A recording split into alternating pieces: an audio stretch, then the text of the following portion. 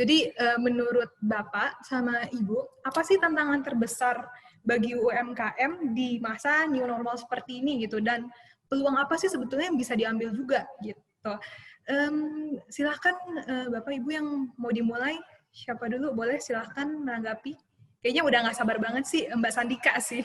Ayo silahkan Mbak. Perasaan ngapain ya? Oke, nanti Ngeliatin Mbak saya Vera terus gitu soalnya. Iya, iya. Silakan Mbak. mohon izin sebelumnya kepada tiga narasumber yang luar biasa nih, kayaknya saya paling anak bawang banget di sini kan dibanding para senior-senior bapak-bapak tadi bertiga. Oke, jadi kalau saya ngelihatnya adalah tantangan dan peluang yang dihadapi di masa pandemi COVID-19 ini. Yang paling pertama sebetulnya adalah kita harus sadar bahwa kita harus bisa menerima dengan lapang dada dan berbesar hati kondisi ini. Pertama itu dulu. Karena banyak banget, ternyata maksudnya gini, di luar dari sisi positifnya UMKM yang akhirnya orang mulai ini berusaha, akhirnya orang mulai aktif berjualan, tapi ada juga beberapa teman-teman UMKM yang mereka tuh denial gitu. Maksudnya mereka gue cara jualan gue tuh kayak gini gitu, tetap pada idealis gitu. Artinya dia tidak bisa menerima bahwa kita sekarang lagi di masa krisis global. Kita nggak ngomongin Indonesia lagi, kita ngomongin secara dunia gitu. Nah, pertama kita harus bisa menerima dengan berbesar hati bahwa oke, sekarang sedang terjadi semua industri kena dampaknya. Nah, baru setelah itu adalah kita harus sering-sering update untuk menganalisa tren pasar sekarang kayak gimana. Jadi, aku bisa bilang bahwa di masa pandemi COVID-19 ini, walaupun sekarang sudah masuk masa new normal ya, tapi kan coronanya nggak kelar-kelar gitu kan. Nah, kita bisa tantangan baru, Mbak. Namanya tantangan baru sekarang. Iya, oh, tantangan. betul. Kata Pak, siapa namanya itu yang biasa update setiap pagi ya. Nah, lanjut, Mbak. Jadi kalau menurut aku justru kita harus melihat tren pasar dan kita harus sering perkaya skill. Perkaya skill ini penting banget, termasuk orang yang udah punya bisnis sekalipun ya, bisnis yang udah lama, akhirnya impact, kan mereka akhirnya harus bisa menganalisa pasar.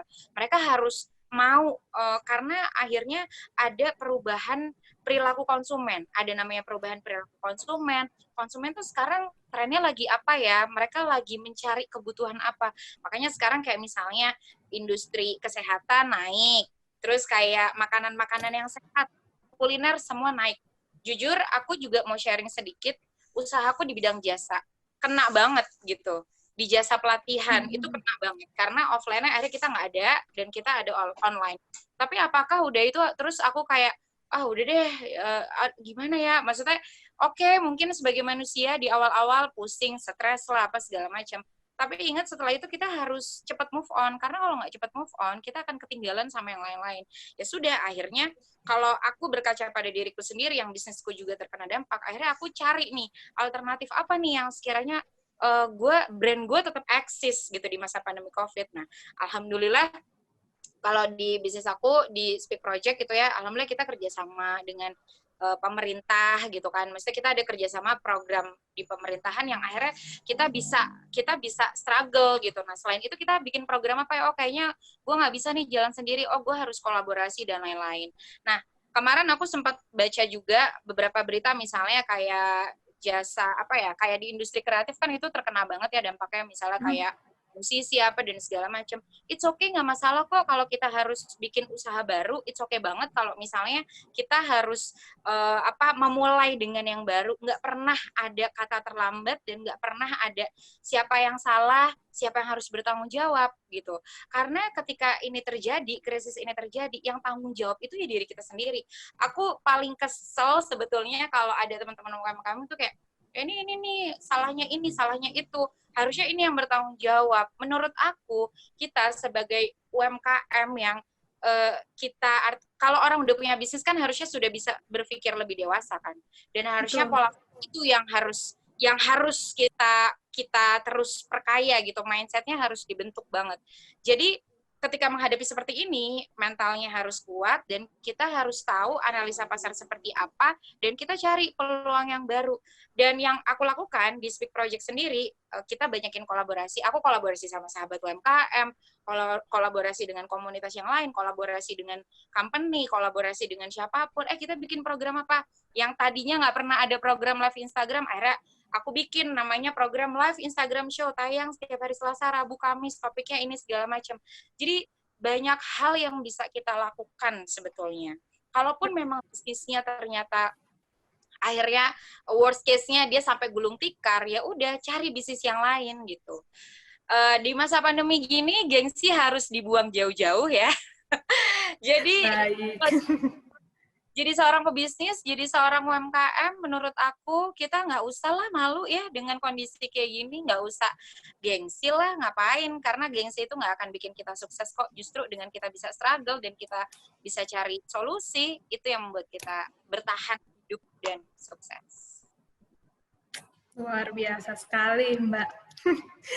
Memang sih aku juga setuju sama Mbak ya, tadi Mbak bilang katanya nggak bisa pasrah ya, walaupun misalnya Mbak Sandika sendiri mungkin di industri jasa gitu, dan seperti yang tadi aku juga kasih contoh nih, misalnya industri otomotif, itu kan salah satu yang cukup terdampak juga ya Mbak ya. Nah, itu aku baru kemarin kebetulan ngelihat TikTok, ayo generasi TikTok, ngeliat TikTok gitu, ada satu video yang menarik banget gitu. Jadi kalau di TikTok, di video TikTok itu ada seorang cewek gitu ya, dia di dalam mobil. Nah kalau misalnya biasa mobil kan kosong ya, maksudnya terbuka antar yang depan, tengah, belakang. Nah ternyata sekarang itu industri otomotif pun udah mikirin nih peluang gitu. Gimana caranya mobil itu dipakai, maksudnya orang tuh kalau naik mobil tuh ngerasanya tetap aman gitu, misalnya kan di masa seperti ini. Dengan cara dia bikin itu, jadi kayak ada sekat di antara si driver dan juga yang tengah, dan itu keren banget. Jadi kayak ada kaca, kita ada tombol, kalau dipencet naik itu naik langsung aja, terus bisa turun gitu. Jadi menurut saya itu sebuah inovasi juga gitu loh, supaya tetap eksis gitu. Oke, ada yang mau memberikan tanggapan lagi mungkin dari Bapak? Ya, Fer, mungkin saya mau tambahkan. Saya setuju apa yang disampaikan oleh Mbak Sandika. Jadi tantangan pasti akan menimbulkan peluang kan. Kita tinggal berpikir aja apa yang mau kita tangkap dari sini gitu ya. Nah, di tengah tantangan ini, peluang ini yang kita harus dapat, kita harus kreatif. Benar yang disampaikan oleh Mbak Sandika tadi, saya setuju. Jadi kalau saya boleh share contoh real gitu ya, saat ini saya juga punya home industry, kuliner. Jadi istri saya yang tadinya nggak bisa masak, tiba-tiba jadi bisa masak. Gitu. Jadi secara magic gitu ya, saya juga nggak tahu kenapa. Nah, sebelumnya kita jualan biasa. Nah sekarang di tengah kondisi ini kita bekerja sama dengan teman-teman yang bergerak di yang punya stall-stall, punya tempat coffee house seperti itu. Kita bekerja sama. Nah ini kolaborasi jadi tercipta. Yang sebelumnya nggak pernah terpikirkan sebelumnya. Nah karena adanya ini kita berpikir kreatif dan kita bisa kerjasama, dan sekarang bisnisnya juga meningkat. Nah ini contoh. Nah, idenya sebenarnya gini, kalau teman-teman, kalau teman-teman tiba-tiba terimpact secara negatif karena adanya pandemi ini, nggak usah menyerah dulu, karena ada peluang di situ sebenarnya kalau kita bisa ekspor lebih lanjut. Nah, kalau teman-teman lihat atau Google atau search, banyak brand yang memberikan pelatihan atau kontribusi untuk mendukung industri UMKM ini, agar teman-teman bisa bangkit, karena begitu teman-teman bangkit, roda ekonomi berjalan. Nah, ini yang diharapkan oleh brand, oleh Brother sebagai prinsipal. Nah, jadi nggak usah khawatir sebenarnya, peluangnya masih tetap ada di situ. Gitu, Fer. Siap, makasih banyak Pak Ari, luar biasa. Berarti tadi kalau kata Pak Ari, harus kreatif, setiap tantangan tuh pasti ada peluangnya, luar biasa. Bisa dicatat teman-teman, ini penting banget. Oke, ada lagi mungkin yang memberikan tanggapan, Pak Payan atau Pak Sutardi mungkin, silakan Pak. Ya, mungkin dari saya penambahan ya, saya mungkin setuju sama tanggapan dari Pak Ari dan Bu Sandika ya. Setiap kondisi itu baik dan susah pasti ada peluangnya, tergantung kita gimana menyikapinya aja. Nah, kita di sisi yang selama ini dari sisi pemerintah kan ya impact-nya selama masa pandemi ini. Jadi kita juga nggak bisa berdiam diri, kita juga harus berinovasi, memikirkan bagaimana langkah-langkah selanjutnya. Nah, satu statement dari Bu Sandika menyampaikan bahwa di saat begini kita sebenarnya tidak boleh menyalahkan siapapun, karena kondisinya ya kita harus menerima kondisi yang saat ini, coba mencari peluang bagaimana. Dan ini sedikit tambahkan, sebenarnya tidak menyalahkan itu sangat benar sekali ya. Karena kami yang sangat berinteraksi dekat dengan pemerintah, saya bukan personnya pemerintah, tapi kita tahu pemerintah Indonesia ini saat ini bekerja keras untuk mendukung UMKM di Indonesia. Salah satu contoh nyatanya adalah mungkin teman-teman di sini ada yang belum pernah dengar atau mungkin sudah pernah dengar bahwa saat ini akan diluncurkan salah satu namanya aplikasi Bela Pengadaan. Nah, aplikasi Bela ini apa? Aplikasi Bela ini adalah untuk memfasilitasi teman-teman di UMKM untuk masuk ke dalam menjadi penyedia bagi pemerintah Indonesia. Nah, di pengadaan pemerintah itu ada terbagi beberapa segmen sebenarnya. Ada segmen namanya pengadaan langsung, ada namanya segmen tender, ada segmen e-katalog namanya. Kami ini sebenarnya lebih banyak di segmen e-katalognya. Kalau di e-katalog itu memang pengadaannya tidak, nilai nominalnya tidak terhingga, dari Rp1 sampai bisa nominal yang tinggi gitu. Nah, pemerintah akan meluncurkan namanya aplikasi Bela. Aplikasi Bela itu untuk memfasilitasi UMKM sampai nilai 50 juta. Jadi dia akan membagi beberapa kategori dari makanan, alat tulis, ada beberapa kategori lain transportasi dan lain-lainnya. Nah, bagi teman-teman penggiat UMKM mungkin boleh cek itu di aplikasi Bela dan bisa bekerja sama dengan salah satu platform yang sudah terintegrasi dengan aplikasi Bela pemerintah. Itu dari ya contoh gampangnya misalnya ketika pemerintah mengadakan pasti ada makanan kan yang disajikan. Nah, selama ini kan tidak terinterkoneksi, artinya mereka bisa beli dari luar atau bisa beli dari dalam. Nah, sekarang akan terinterkoneksi di dalam aplikasi Bela. Jadi semua UMKM yang mau menjadi bagian dari penyuplai untuk pemerintah bisa masuk ke dalam aplikasi Bela. Nah, itu sedikit tambahan dari saya, mungkin dari Pak Payan atau yang lain bisa menanggapi juga, silakan. Oke, terima kasih Pak Ardi, menarik ya. Jadi udah UMKM pun sekarang bisa loh jadi penyedia juga gitu untuk pemerintahan ternyata. Oke, kalau dari Pak Payan mungkin ada tanggapan Pak? Saya melanjutkan pembicaraan tadi untuk 4 ini ya, Pak Ari, Pak Sutardi, dan dari sahabat UMKM. Jadi dalam peluang atau di masa yang sekarang ini itu bergeraknya semua itu di bidang food ya, makanan, terutama makanan itu memang paling ini karena tidak ada yang keluar ke rumah, tidak ada yang ke pasar karena mereka takut dalam kerumunan, takut dalam situasi seperti ini gitu. Jadi beberapa banyak dari mitra UMKM ini sedang melakukan tentang bagaimana penjualan online. Dalam sistem misalkan kita ibu rumah tangga mau membeli sayuran, itu sudah ada online-nya. Dan semuanya berbasis online sekarang dalam pembelian apapun. Jadi di masa peluang ini dalam UMKM ini telah merubah semua penjualan menjadi online. Tidak ada lagi, ya paling jarang lah beberapa orang lah yang ke pasar misalkan ini, jarang lah, tidak semuanya untuk mereka keluar karena kondisinya sampai saat ini belum ini kan ya, sampai kapan ini redanya. Karena sekarang semuanya bergondong-gondong tentang mengeluarkan bagaimana bisa menciptakan vaksin. Dan para UMKM di desa-desa pun semua sama. Kita masih bermasalah tentang keadaan seperti ini. Oke, terima kasih. Terima kasih Pak Payan, menarik juga dari Pak Payan bahwa katanya itu sekarang itu semuanya sudah mulai bergerak ke online gitu ya. Nah, ngomongin soal online nih, saya sambungkan ke pertanyaan kedua ya. Kebetulan ini menarik banget. Saya mengutip ada kalimat dari Bapak Teten Mas Duki. Nah, kalau Pak Payan pasti tahu lah ya. Yaitu Menteri Koperasi dan UKM Republik Indonesia.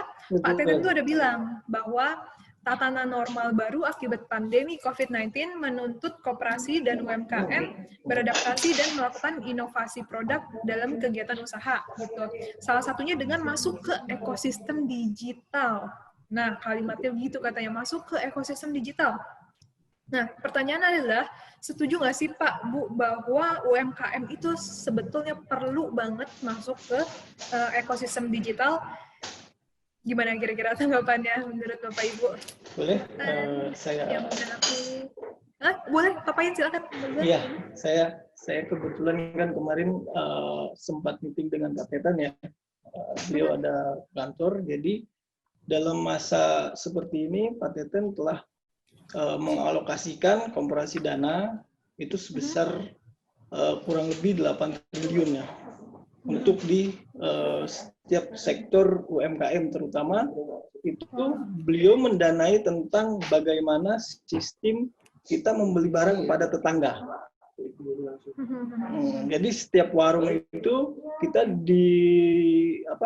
dikucurkan dana dalam artian mereka bisa meminjam ke koperasi kami itu berada di setiap wilayah dan mereka akan mendata, memberikan ibaratnya pokok, memberikan bahan-bahannya untuk di wilayah dan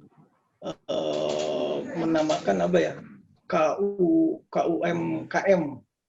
KUMKM itu kita belajar membeli, ini tetangga ada yang belanja, jadi tidak usah jauh-jauh, tidak usah ke pasar, tidak usah kemana.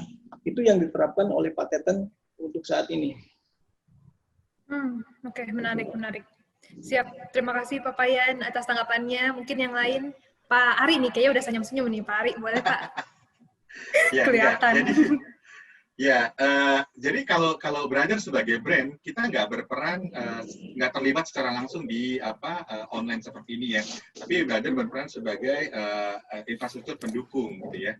Nah, jadi ini menarik nih karena kalau kita lihat trennya sekarang, tadi setuju dari Mas Payan, sekarang digital atau online itu udah bukan hal yang kita hindari, tapi harus kita rangkul. Benar nggak ya Pak? Apalagi di tengah kondisi seperti ini. Tadi dari Kementerian UMKM memberikan dana segala macam bantuan. Kemudian kemarin saya juga sempat dapat info dari Kementerian Pariwisata dan Ekonomi Kreatif juga ada paket BIP ya, bantuan insentif pemerintah gitu ya, yang 100 juta, 200 juta itu kan, itu syaratnya juga cukup mudah. Kemudian tadi bos saya nih Pak Ardi bilang dari LKPP juga buka bela pengadaan untuk UMKM gitu ya. Nah ini jadi sebenarnya strukturnya semua udah disiapkan oleh pemerintah maupun brand yang terlibat. Nah sekarang kita tinggal berpikir kreatif bagaimana kita meutilisasi, memanfaatkan hal ini agar bisa menimbulkan, agar bisa berimpact secara positif ke bisnis kita gitu kan. Nah, ini yang menarik yang mungkin kita harus ekspor lebih lanjut gitu ya. Kalau kita lihat dari commitment phase kan tahap-tahap sebelumnya yang denial, resistant itu udah lewat kan ya dengan pandemi kemarin. Sekarang kita masuk ke exploratory. Habis itu baru mungkin nanti masuk komitmen. Nah, ini mungkin yang harus kita ekspor lebih lanjut kan ya Pak? Iya, oke. Yes, ini harus kita jalankan. Mau nggak mau kita harus terlibat di digital ini. Betul. Yep. Setuju. Oke, yang lain mungkin Ibu Mbak Sandika, Pak Su tadi silakan Pak. Sorry, saya tambahkan dikit ya. Menurut saya sih ya memang kita selalu dengar bahwa yang bisa bertahan itu bukan yang paling kuat sebenarnya, tapi yang paling bisa beradaptasi. Hari ini aja saya udah lihat 2 berita perusahaan-perusahaan besar udah mulai goyang, udah mulai rapuh nih. Nah, karena yang besar itu mungkin susah untuk berubah, tapi kita yang di sisi UMKM ini lebih agile, lebih gampang berubah. Dan sebenarnya saya sekali lagi highlight mengenai Pak Ari tadi, memang pemerintah sudah menyiapkan berbagai stimulus, kita ngomongnya ya, yang tidak hanya channel doang, sudah banyak kanal disiapkan sama pemerintah untuk mendukung supaya UMKM ini bisa bertahan dan bisa berkembang kita yang sangat dekat sekali dengan kita, karena kita mereka salah satu mereka, kita bisa melihat secara langsung bahwa bahkan kita pun yang di Ikatan Nasional itu diminta untuk memberikan ruang di platformnya kita terhadap UMKM Indonesia atau luar negeri yang harus kita perjuangkan saat ini. Nah, memang ya sekarang berbalik lagi ke teman-teman yang di UMKM bagaimana mau menyikapinya. Sekarang stimulus diberikan, karena sudah diberikan, ya saatnya kita yang harus bergerak keluar dari zona nyamannya. Karena ya, kita selama ini nyaman-nyaman aja jual nggak digital, nyaman-nyaman jual di offline, ya mungkin ya inilah saatnya. Karena peluangnya pasarnya makin besar. Ya. Tidak hanya, kalau kita ngomong digital kan pasarnya tidak hanya di lingkungan kita aja. Seluruh kita bisa kita capai sebenarnya. Nah, tapi tentu kalau kita mau masuk digital ada step yang harus kita siapkan. Ya nggak bisa dengan mental yang sama, dengan mindset yang sama, dengan tools yang sama untuk masuk digital. Nah, ini saya mau sedikit ini ada pesan dari sponsornya. Program saya juga sebenarnya banyak tools yang mereka punya untuk teman-teman yang mau masuk digital. Salah satunya ya label printer tadi mungkin Pak Pari untuk membantu menyimpulkan proses pengiriman. Ya selama kita mau belajar, selama kita mau berubah, selama kita mau berusaha, saya yakin sih ya, kondisi itu pasti ada peluang lebih baik. Kira-kira gitu. Terima kasih. Oke, terima kasih Pak Sutadi atas tanggapannya. Mungkin Mas Andika, ayo. Jadi tadi luar biasa banget dari Pak Payan, terus kemudian Pak Sutardi ya? Pak Sutarji tadi? Yep, betul, Pak Sutadi. Maaf ya Pak, sama Pak Ari juga tadi banyak sekali memberikan insight. Kalau saya sih simple ya Mbak, intinya sih itu ada apa yang harus masuk ke ekosistem digital. Jawabannya harus banget. Jadi bulan lalu aku habis ikut webinar tentang bagaimana marketing ini di industri 4.0 dan kita lihat di beberapa negara yang sudah ada di negara tetangga juga, mereka itu memanfaatkan teknologi. Ada salah satu perusahaan Facebook gitu ya, yang warna merah kuning itu di salah satu negara, itu bahkan ketika mereka pesan itu udah nggak dilayanin sama orang lagi. Mereka menggunakan teknologi AI, artificial intelligence. Artinya apa? Artinya bahwa banyak sekali brand-brand yang mereka mungkin sudah nyaman dengan konsep konvensionalnya, aktivitas offline dan lain-lain. Akhirnya mereka berpikir bahwa ke depan digital ini bukan satu hal yang wow, amazing, wow, keren banget. Enggak, tapi ini emang udah jadi kebutuhan.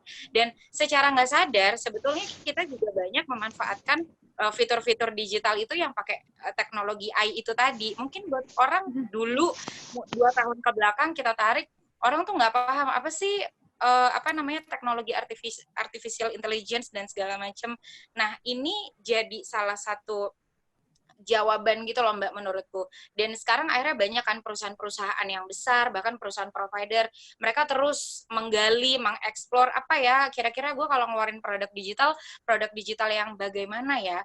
Karena sekarang itu juga banyak nih produk-produk furniture juga misalnya yang cuman bilang doang, misalnya kayak tutup jendelanya nutup sendiri, itu kan juga pakai teknologi semua. Jadi pada prinsipnya adalah UMKM itu harus mau beradaptasi dan harus mau berkawan sama digital. Karena ya simpelnya aja deh, simpelnya kita kan kemana-mana pakai smartphone, kemana-mana kita udah nggak ada lagi kan yang SMS-an ya kan, kalau mau SMS-an sayang pulsanya gitu kan. Jadi mendingan beli buat paket data. Nah, artinya ke depan ini digital menjadi salah satu hal yang seksi dan bahkan sekarang di perusahaan-perusahaan juga mereka banyak meng-hire copywriter, mereka juga banyak meng-hire misalnya business development-nya tuh business development yang mereka bisa menganalisa tren digital dan lain-lain. Jadi menurut aku justru dengan adanya digital ini bisa semakin menguatkan kita satu sama lain dan kita bisa melihat digital ini menjadi salah satu peluang untuk brand kita ini bisa lebih global lagi.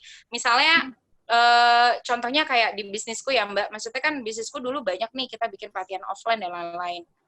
Akhirnya pas di bulan Maret awal, kita akhirnya close untuk aktivitas offline, akhirnya aku bikin di online. Dulu, dua tahun setahun yang lalu, aku punya mimpi, kayaknya gue pengen deh suatu saat nanti kelas gue tuh bisa dinikmatin oleh orang-orang yang ada di seluruh Indonesia, dan itu terjawab di masa pandemi COVID ini. Akhirnya sekarang kita bikin kelas yang dimana bisa diikutin oleh seluruh Indonesia dan lain-lain, dan akhirnya kita bisa melihat misalnya pasar di Surabaya tuh karakternya kayak gimana sih, pasar di sini kayak gimana, dan semakin kesini kalau kita ngomongin tentang ekosistem digital, nanti ada kaitannya nih sama big data. Ternyata data itu sebegitu pentingnya. Karena dengan kita aktif di digital, otomatis kita punya data. Kita punya data dan kita belajar tentang data itu sendiri, justru ini menjadi peluang yang amat sangat besar. Dengan data yang kita punya, bahkan kita bisa expand produk kita, nggak cuma di Indonesia aja, tapi bisa expand keluar. Kita bahkan bisa, oh kayaknya bisnis gue nggak cuma pelatihan aja deh, kayaknya gue bisa jadi konsultan online deh, kayaknya gue bisa bikin marketplace deh, kayak gitu. Jadi sebetulnya mempelajari digital it's not only about selling, nggak cuma tentang selling, tapi di digital itu kita tuh kayak membangun rumah sebetulnya, karena namanya ekosistem kan, artinya ada sistem yang berantai gitu di situ. Nah, digital ini sebagai rumah yang dimana di dalamnya tuh ada belajar tentang konten, ada belajar tentang pemasaran, ada belajar tentang menganalisa bisnis, terus kita juga bahkan bisa melihat tren pasar selama 5 tahun ke depan, 2 tahun ke depan, dan lain-lain. Nah, maka dari itu di masa pandemi COVID ini, buat aku selaku pelaku UMKM dan yang banyak juga berteman dengan sesama teman-teman pelaku UMKM, kita jangan pernah merasa puas, oh gue sekarang udah mulai balik lagi nih, perekonomiannya udah mulai stabil lagi nih. Karena apa? Karena kalau kita ngomongin digital, semakin kesini, apalagi kalau kita lihat sosial media di Instagram misalnya, 2020 Instagram itu algoritmanya sangat berubah sekali. Aku bisa bilang bahwa akun-akun atau pengguna Instagram, mereka bisa muncul di explore kalau akunnya tuh ada interaksinya. Kalau aku intinya adalah membangun sebuah ekosistem di digital itu adalah seperti membangun rumah. Karena di digital itu nggak cuma ngomongin tentang pemasaran. Di digital itu kita juga ngomongin tentang branding, kita ngomongin tentang konten, kita ngomongin tentang interaksi, kita ngomongin tentang feedback dari audiens, kita ngomongin tentang analisa data. Jadi banyak banget. Semakin kita menguasai digital, akan semakin mudah untuk kita bisa expand pasar. Ya, contoh simpelnya tadi aku kasih contoh Instagram deh. Instagram itu di tahun 2020 mereka algoritmanya berbeda ketika di tahun 2019 dan di tahun 2018. Aku bisa bilang bahwa Instagram di tahun 2020 ini mereka emang sengaja banget nih untuk meng-create fiturnya mereka ini banyakin iklan. Makanya kan kita kalau lagi mainan Instagram baru 2 kali scroll udah iklan. Karena memang goals Instagram itu emang sengaja banyakin iklan dong di gue. Lo kalau banyakin iklan di gue, akun lo akan muncul di explore dan lain-lain gitu. Itu baru Instagram kan. Maksudnya belum lagi kita main di sosial media yang lain, di Twitter, di LinkedIn, dan lain-lain. Jadi, ekosistem digital untuk UMKM, kalau ditanya penting nggak penting, ya sangat penting sekali. Jadi, nggak usah menolak untuk, aku sepertinya tidak butuh digital. Nggak, karena kita komunikasi sehari-hari aja kan kita pakai WhatsApp, ada yang pakai Telegram, email, dan lain-lain. Gitu. Betul sekali. Siap. Sudah, Mbak. Mas Andika. Terima kasih banyak Mbak atas insight-nya, luar biasa. Banyak banget poin-poin penting yang sudah saya catat, luar biasa. Oke, kita lanjut lagi ya, karena masih ada beberapa pertanyaan lagi. Tadi kita sudah ngebahas tentang melek teknologi gitu ya. Di masa pandemi seperti ini, sebetulnya pelaku UMKM itu perlu katanya melek teknologi gitu. Tapi nggak cuma melek teknologi juga ternyata. Ada hal-hal lain yang perlu diperhatikan juga gitu. Diperluin juga misalnya cara pemasaran yang tepat. Bisa nggak sih Mbak di sini kasih tips juga buat, mungkin di sini kan banyak yang pelaku UMKM juga gitu ya. Gimana caranya sih bisa memasarkan produk yang mereka jual secara tepat sesuai sasaran gitu kira-kira, terutama di masa pandemik kayak ini gitu. Oke, ini kalau kita ngomongin dalam ranah digital ya, masarin di digital. Aku mungkin akan banyak kasih contohnya di Instagram, karena aku mainannya di Instagram. Oke, jadi sebetulnya kalau kita mainan di Instagram, yang paling pertama, kita itu harus bisa ngeriset pasar dulu. Pertama adalah gini, produk kita nih penggunanya kebanyakan apa? Pembelinya. Pembelinya apakah anak-anak muda dan anak-anak yang up to date. Oh, berarti kalau anak-anak muda, anak-anak yang up to date, terus kayak misalnya barang-barang yang kekinian, makanan dan lain-lain, itu berarti di Instagram. Karena setiap sosial media itu memiliki karakter yang berbeda-beda. Kenapa? Karena penggunanya juga berdasarkan demografi itu berbeda-beda. Nah, gimana caranya masarin yang tepat? Pertama harus tahu dulu ya pasarnya. Terus kemudian kalau kita misalnya pakai Instagram, sekarang itu Instagram lagi memperbanyak slot iklan nih. Jadi nggak ada salahnya kalau misalnya ya udah deh kita coba Instagramnya dibikin akun bisnis, terus abis itu kita mulai bikin konten. Kita sering banget dengar statement kayak gini, content is a king, content is a king. Tapi emang bener banget. Apalagi sekarang konten yang lagi naik itu adalah dua. Pertama, konten video, dan yang kedua adalah konten infografik. Infografik itu yang di slide itu kan sekarang orang banyak tuh bikin konten kayak gitu. Dan ternyata impresinya tuh sangat bagus sekali. Jadi aku pernah 1 bulan kemarin coba trial error di Instagram gitu kan, kayak kita bikin konten yang ngasih tahu orang-orang yang sifatnya edukasi tapi mainnya animasi. Kita bikin juga konten yang infografik, kita juga bikin konten yang cuman kalimatnya cuman ini doang, misalnya kayak gini. Karena kan aku di bidang jasa pelatihan pengembangan skill komunikasi dan digital. Cuman gini doang. Kalimatnya cuman gini doang. Kamu termasuk tipe speaker yang mana ya? Si garing, si apa, dan siapa tuh cuma ada 4. Itu kontennya simple banget. Tapi tahu nggak? Ternyata reachment-nya tuh tinggi banget. Yang save banyak banget, yang komen banyak banget. Jadi sebetulnya kalau kita mau ngomongin pemasaran, kalau kita ngomongin di pemasaran digital, orang buka Instagram, itu mereka udah males kalau kita kebanyakan disuguhi dengan cara yang hard selling. Sekarang itu Instagram kepengennya, ayo dong lo bikin konten. Nah, kalau kita ngomongin soal konten, berarti di situ ada sesuatu yang berisi. Sesuatu yang berisi, sesuatu yang menghibur, sesuatu yang informatif. Nah, yang kita lakukan di Speak Project dan di Sahabat UMKM juga adalah kita menggunakan metode storytelling. Jadi kayak yang kita mau jual di Instagram, itu kita nggak langsung ekstrim gitu, nggak langsung yang tiba-tiba beli jadi 1, tapi kita bikin sebuah storytelling yang endingnya call to action-nya kita ada 2 cara. Call to action-nya misalnya call to action-nya ke landing page, atau call to action-nya ngubungin WhatsApp kita, atau call to action-nya adalah DM Instagram kita, atau ke website kita dan lain-lain. Jadi sebetulnya kalau ngomongin pemasaran digital, ini aku banyak jelasin lebih ke teknis. Ini berbagi ilmu aja apa yang sudah kita jalani. Jadi kalau di digital, kita harus tahu konten yang lagi naik daun tuh apa, sambil kita hubungin nih sama produk kita. Misalnya gini, sekarang itu kan drama Korea lagi maniak banget kan, Mbak. Maksudnya kayak drama yang sekarang lagi banyak diomongin sama orang itu namanya Itaewon Class. Itaewon Class kan.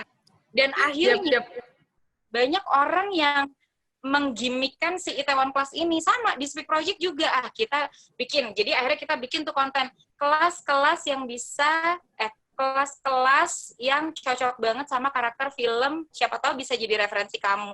Misalnya ya, kelas public speaking, filmnya adalah ini. Kelas MC, filmnya adalah ini. Dan ternyata ketika kita ngecek Richmond, wow, banyak banget yang nge-save gitu. Bahkan sampai ada yang ngasih rekomendasi, ini ya, film ini tuh bagus banget ternyata gitu. Dan kalau kita sudah mulai membangun interaksi dengan audiens, maka orang tuh akan penasaran, lu tuh siapa sih sebetulnya? Misalnya kayak, lu tuh Speak Project tuh lu siapa sih? Lu produknya apa sih? Gitu loh. Jadi orang sudah ada di tahap ketika sudah nyaman dengan konten-konten kita, baru kita.